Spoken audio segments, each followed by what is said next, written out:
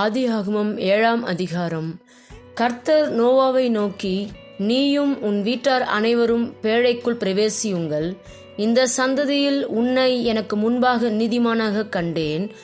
பூமியின் மீதெங்கும் வித்தை உயிரோடே காக்கும் பொருட்டு நீ சுத்தமான சகல மிருகங்களிலும் ஆணும் பெண்ணுமாக 7 ஜோடும், சுத்தமல்லாத மிருகங்களில் ஆணும் பெண்ணுமாக ஒவ்வொரு ஜோடும், ஆகாயத்து பறவைகளிலும் சேவலும் பேடுமாக 7 ஜோடும் உன்னிடத்தில் சேர்த்துக்கொள்.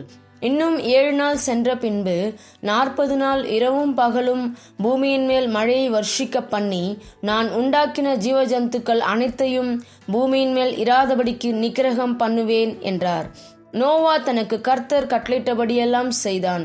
ஜலப்பிரளயம் பூமியின் மேல் உண்டான போது நோவா 600 வயதாய் இருந்தான். ஜலப்பிரளயத்துக்கு தப்பும்படி நோவாவும் அவனுடனே கூட அவன் குமாரரும் அவன் மனைவியும் அவன் குமாரரின் மனைவிகளும் பேழைக்குள் பிரவேசித்தார்கள். தேவன் நோவாவுக்கு கட்டளையிட்டபடியே சுத்தமான மிருகங்களிலும் சுத்தமல்லாத மிருகங்களிலும் பூமியின் மேல் ஊறும் பிராணிகள் எல்லாவற்றிலும் ஆணும் பெண்ணும் ஜோடு ஜோடாக நோவாவிடத்தில் பேழைக்குட்பட்டன. 7 நாள் சென்ற பின்பு பூமியின் மேல் ஜலப்பிரளயம் உண்டாயிற்று. நோவாவுக்கு 600ஆம் வயதாகும் வருஷம் 2ஆம் மாதம் 17ஆம் தேதியாகிய அந்நாளிலே மகா ஆழத்தின் ஊற்றுக்கண்களெல்லாம் பிளந்தன. வானத்தின் மதகுகளும் திறவுண்டன. 40 நாள் இரவும் பகலும் பூமியின் மேல் மழை பெய்தது. அன்றைய தினமே நோவாவும் நோவாவின் குமாரராகிய சேமும் காமும் யாப்பேத்தும் அவர்களுடனே கூட நோவாவின் மனைவியும் அவன் குமாரரின் 3 மனைவிகளும் பேழைக்குள் பிரவேசித்தார்கள். அவர்களோடு ஜாதி ஜாதியான சகலவித காட்டு மிருகங்களும் ஜாதி ஜாதியான சகலவித நாட்டு மிருகங்களும் பூமியின் மேல் ஊறுகிற ஜாதி ஜாதியான சகலவித ஊறும் பிராணிகளும் ஜாதி ஜாதியான சகலவித பறவைகளும் பலவிதமான சிறகுகளுள்ள சகலவித பட்சிகளும் பிரவேசித்தன. இப்படியே ஜீவ சுவாசமுள்ள மாம்ச ஜந்துக்கள் எல்லாம் ஜோடு ஜோடாக நோவாவிடத்தில் பேழைக்குள் பிரவேசித்தன. தேவன் அவனுக்கு கட்டளையிட்டபடியே ஆணும் பெண்ணுமாக சகலவித மாம்ச ஜந்துக்களும் உள்ளே பிரவேசித்தன. அப்பொழுது கர்த்தர் அவனை உள்ளே விட்டு கதவை அடைத்தார்.